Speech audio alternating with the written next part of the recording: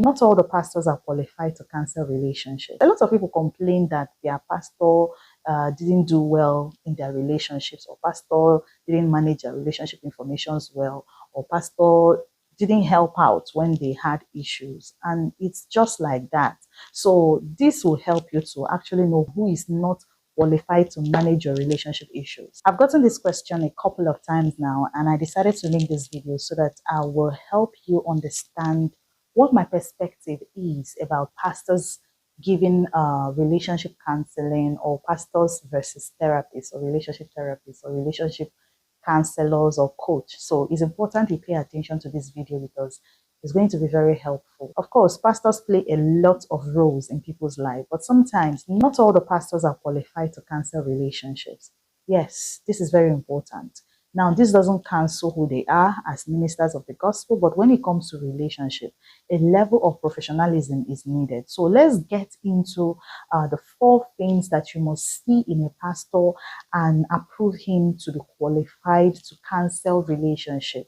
This is because relationship is very important. So you cannot joke with your relationship. So when you don't find these 4 things I'm about to list now in your pastor, it is very important that you don't bother him with your relationships, and it will be very advisable to carry your relationship to the right people. So, but before then, let's look at these 4 qualities, the things that actually qualifies your pastor to be a relationship coach or a relationship counselor. Number 1 is check if your pastor has been to a theological school. It's very important you take note of this because we have freedom of religion in different countries. In many countries like Nigeria, here we have freedom of religion, freedom of worship. It has actually bettered a lot of untrained ministers, untrained pastors. When I mean training, I'm talking about professional training, because the office of a pastor is a very critical one.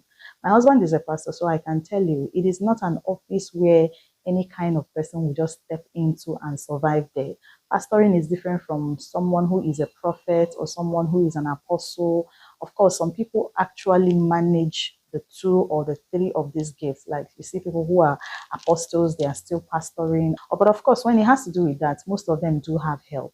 So, but I'm focusing now on the office of the pastor. There are people who are called specially for that office of pastoring. And because of that freedom of religion, freedom of worship, we find out that some of them don't even care about school, like going to theological school, going to all the necessary professional schools that are required for them to be efficient in their job.